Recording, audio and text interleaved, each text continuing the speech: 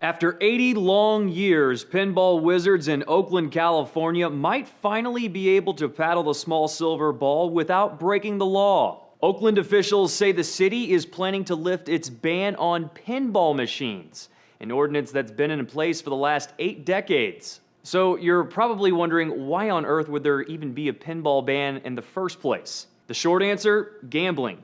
It turns out the original version was more of a game of chance than the arcade-driven bells and whistles we've become familiar with. Back in the 1930s, pinball machines, dubbed payout machines at the time, were installed in bars and used for gambling.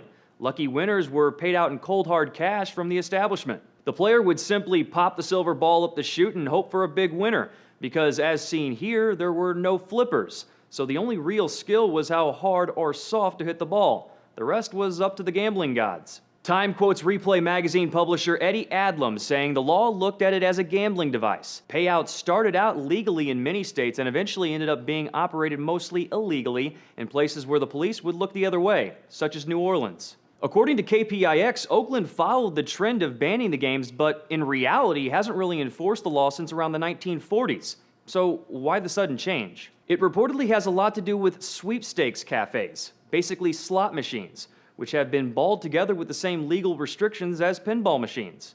That's what brought the pinball ban to Oakland City Council's attention. When city leaders looked at laws on the books they hoped would help kick out the cafes, they saw pinball was illegal. Now there's a push to abolish one law and maybe create another to keep internet cafes outside city limits. The city of Oakland is set to consider removing the ban on pinball Tuesday and will move forward in July if the measure passes. For Newsy, I'm Jay Struberg.